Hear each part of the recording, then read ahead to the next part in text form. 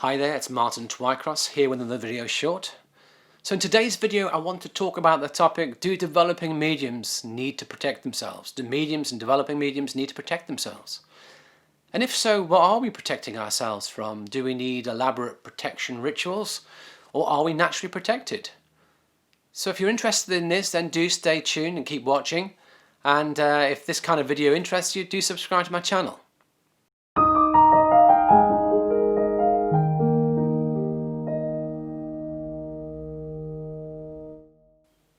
Okay, so today's topic, do mediums need to protect themselves? And mediums and developing mediums, all those in development, do you need to protect yourselves? Now, I recognize that this is a controversial topic, and some teachers and tutors who listen to this will vehemently disagree with me. I get that, I understand that. All I can do is teach from my own experience and my own understanding, my own knowledge, as every tutor does. So if what I say resonates with you, then by all means go with it. If it doesn't fit for you, if it doesn't resonate with you, feel free to let it go. Either way, it's fine. All I'm doing is sharing what my understanding is in the hope that it helps a lot of people out there on this difficult topic. So let me go back a step and talk about some of my earlier experiences in this area. So I first started developing in 2001, and I began developing in local circles, in churches and centres locally. And then over time I went further afield to courses and classes with other mediums, and eventually found myself at the Arthur Findlay College, at Stansted Hall in Essex, a college where I did a vast majority of my teaching and where I'm also an approved tutor myself. So in my early stages going around different circles with different tutors, I noticed that some tutors always taught the need to protect yourselves, always taught the need to do some form of protection ritual at the end of working. And I never really quite understood that. And when I went to the college, I was pleasantly surprised to see that none of the Arthur Findlay College tutors taught that. Despite them all being excellent mediums, and despite them all being excellent teachers, not one of them once taught me protection, which intrigued me.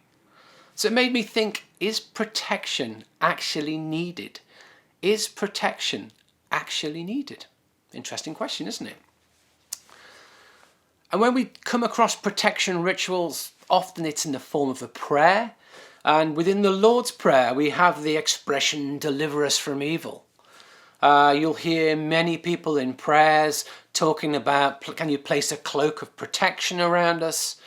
And also some people ask to invoke archangels or powerful spirits that they may be protected. And some people suggest we should even close our chakras down to be invisible to those in the spirit world who may wish to do us harm. So there's various different protection rituals out there. But I asked the question, well, what are we supposed to be protecting ourselves from? What is going to harm me as a medium?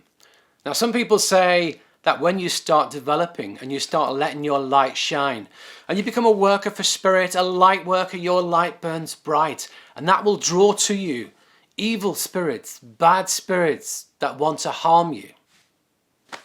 Never got that personally. It doesn't really make sense to me. Do I believe in evil, bad spirits from the spirit world? I believe that there's acts of evil, there's bad acts. I believe that while upon the earth, our personality, we could be categorized as bad. But everyone's on a stage of learning, and when we get to the spirit world, we will gain a greater and deeper insight.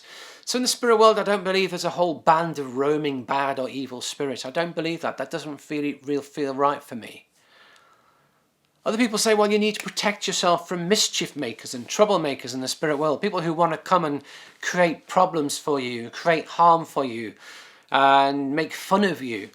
And again, does that feel right to me? Do I feel there's a whole bunch of people in the spirit world with nothing better to do than to look for unsuspecting mediums and come and create problems for them? It doesn't make a lot of sense for me. But you may believe that, and it does all come down to our beliefs, our upbringing, our background. If we have a strong religious background, if we've been taught all our lives that there are evil spirits. In some Christian religious traditions, people are taught that there are evil spirits to be worried about, that in many religions as well, people teach that mediumship is evil or mediumship is bad. And then when people come to it, they come with that baggage. They come to it with those beliefs, systems that may hold them back. And they may come to it with their own fears and insecurities because of it. You know, many of us have a fear of bad or evil, which we'll bring to it. And, you know, that can be a great challenge. Often we need to be protected from our own fears, insecurities and beliefs than anything from the spirit world. So, in my experience, I never asked for protection. Now, I've been developing and working as a medium for coming up for 20 years, and nothing bad's ever happened to me, and I don't ask for protection. I've been teaching for 15 years, and all the students I've taught, I don't teach protection. And nothing bad has ever happened to any of my students. So I've got this body of evidence that's been built up over nearly 20 years. That tells me whether I ask for protection or not, bad things don't seem to happen either way. And I'm a big fan of stripping out rituals, stripping out practices which don't help us as mediums, of taking all that away and leaving what truly helps us. So from applying that logic and that understanding, I'd say that we don't actually need to protect ourselves. So are we naturally protected is the question I would then ask. Are we naturally protected? And I think the answer is yes. That's a caveat that, yes, provided we are working with the right intent and motivation. When we work from the right intent, we are naturally protected. We have a team of spirit helpers, spirit guides, spirit helpers, spirit inspirers, who they will naturally protect us. When you think about it, we don't need people here to protect us from the spirit world. We need people in the spirit world to protect us from any bad actors in the spirit world, if any such things exist. So spirit is far better able to protect us. But I believe in the law of like attracts like. Nothing will be drawn to me if I'm not creating or sending out a vibration that draws them to me. So I definitely believe in like attracts like. So, and when it comes to mediumship itself, for me there's an unwritten natural law that only those who have positive intent, who are coming forward to help those upon the earth, are allowed to communicate through mediums. If they don't have positive intent, if they were troublemakers, they'd be screened out. If they were coming to upset or hurt those they know upon the earth, they'd be screened out. Mediumship is not designed to create pain and suffering. It's designed to create healing. It's designed to create upliftment. So automatically, anybody whose intent is not positive cannot work. It's an unwritten natural law. But because like attracts like, if we decide that we want to get drunk, if we decide we want to get out a Ouija board, now a Ouija board is just a tool. It's neither good nor bad. It's just a natural, neutral tool. I've used Ouija boards before for communication with spirit, and it's neither good nor bad. It's just a tool. It can be very, very slow for communication, so it's not ideal. But it's a tool. But if we get drunk, get a group of friends together, get the Ouija board out for a bit of fun, for having a bit of a laugh, then the intent we've brought to that act is having a bit of fun, having a bit of a laugh. Would it surprise you if you drew some spirits to you from the spirit world who are a little bit mischievous, who want to have a little bit of fun with you in return? It probably wouldn't, because that's the law of like attracts like, the law of attraction. So we've got to be careful. We are naturally protected, provided we're working with the right intent, provided we're working with sincerity, providing we're doing it for the right reasons. Always bear that in mind. And some people say to me, well, how do you explain away those people who had bad experiences? Because there are some people who've had terrible experiences in their development or in their mediumship, and it's put them off doing it for good. Well, how would you explain those away if there are no negative or evil spirits or no mischief makers?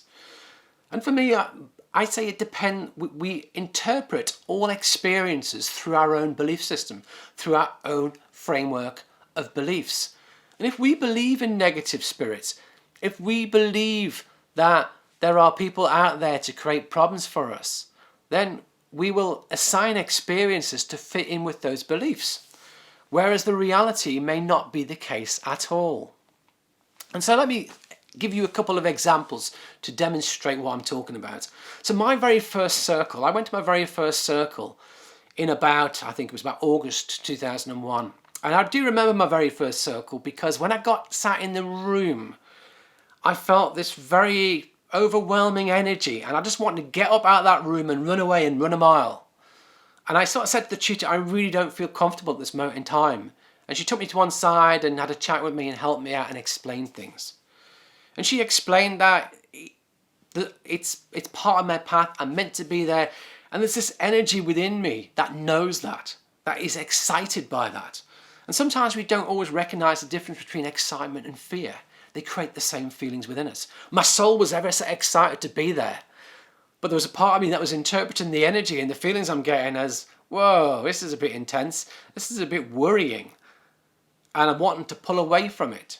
Now, if you believed in bad energies, you might say, oh, the energies there were bad. Or if you believed in negative spirits, you might say that a negative spirit was trying to affect you. Or you were being affected by negative spirits and the whole thing is evil. But it's not. It was just energy. Just energy. Let me give you another example. Those who are developing trance mediumship.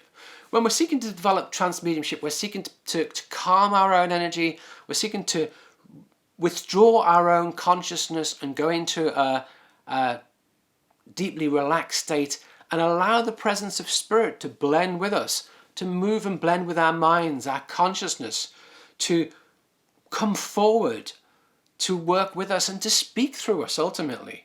We're asking them to draw close to us, and we're ultimately asking them to take control, to speak through us, to use our voice, to speak and to blend so close that they can communicate through our body, through our voice. And many, many people, when they first start doing trance, it's a common experience that they feel themselves going, or they feel themselves being taken over by spirit.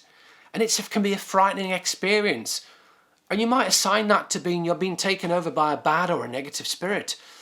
Spirits drawn close to you. And I know many people have been put off trance altogether from having a similar type experience to that. And what you've done is you've asked spirit to draw close to you. You're asking spirit to work with you in trance. Your guides and helpers have to get to know your energy and your aura, your energy field, and blend with your mind and blend with your energy. And they do that, and sometimes it can be overwhelming and sometimes it can be intense. And that can affect us. It's like, whoa, I feel like I'm being taken over, or whoa, I feel like I'm going deep quickly and I don't like it. All we have to do is send the thought that this is too intense. Can we change it in some way and it will not affect us as much? But you can quite see why some people will take an experience like that and say they were being taken over against their will by a negative spirit or an evil spirit. And it's just not the case. What's happening is they're using their framework of beliefs that such spirits exist, or that mediumship is bad, or mediumship is dangerous. And they're interpreting their experience through that mindset, when the reality is nothing like it. So do we need protection? In my experience, no. We are naturally protected. We don't need to ask the guides for it. We don't need to do elaborate protection rituals. Now think about it. Your guides are saying, well, I'm not going to protect him today because he didn't ask me for it. I'm not going to protect her today because she didn't ask at the beginning to be protected. So we're not going to bother protecting you. No, they're going to protect you regardless of whether you ask for it or not. If their job is to help protect you, they're going to help protect you. It makes logical sense. Similarly, we don't need elaborate rituals. That's not necessary. In my experience, all it does is slow things down. And whenever we talk about protection, we place in people's minds that seed of doubt, that something bad could happen to us. We place in people's mind that fear, that there's something to be frightened of from the spirit realm. When in my experience, there's nothing to be frightened of, and bad things don't happen to us. So do I teach protection? No. And as I said, nothing bad has happened to me in almost 20 years of my own mediumship, or in 15 years of my own teaching. Now, are there any people out there who benefit from, shall I say, protection in quotes? Because we're not protecting ourselves from the spirit world, you understand, from what I've said. But are there any people out there who would benefit from some kind of protection practice? Asking for protection, thinking about being protected, having some kind of protective ritual. And I'd say that there are a very small percentage of people, maybe 1 or 2%, who may benefit from it. But 99% of people don't need it. And those 1% are those small percentage of people who have deep-rooted beliefs, deep-rooted fears, deep-rooted insecurities in relation to this, perhaps from a very strong religious background or upbringing. And if I tell you you don't need protected, but all your life you've had it hammered into you from your teachers, from your parents, from your background, from your church, that you do need to be protected. Me telling you may not, it may take a few times of me telling you, or a long time of me telling you, before you finally begin to believe me. Or you need to build up your own body of evidence that actually nothing bad did happen to finally believe me. So for people like that, to calm their own insecurities and fears and to calm their own mind, then some degree of protection may be beneficial. But it's not to protect them from the spirit world at all. It's to help calm and manage their own fears and their own insecurities. That's what it's about. And is there anything as mediums we do need to protect ourselves from? Well, as human beings, we need to protect ourselves from those living spirits around us, those in this world who would seek to take advantage of us or exploit us. You know, we have computers and we have antivirus software, we have firewalls so our computers aren't hacked and taken over by bad actors. We lock our doors at night to make sure that people don't burgle us. We don't leave all our possessions on full display. We take precautions, we take measures, we use common sense. Similarly, as mediums, we need to protect ourselves as well by working to a high standard, by following the laws of the land in which we work, by following best practice and guidance and working to protect ourselves and not causing harm to other people. So those are the kind of things we need to do to protect ourselves and protect others. But do we need to protect ourselves from the spirit world? No. I believe that we are naturally protected from spirit. So I hope that helps you. As I said, if my views fit with you, resonate with you, by all means run with it. If it doesn't, feel free to disagree. I don't mind. But I do hope this video has helped you in some way. If you've enjoyed it, if it's helped you, hit the like button. If you like my videos, if you like the kind of information I teach on, then do subscribe and hit the bell to receive notifications of future videos. And I look forward to seeing you all again in the next one.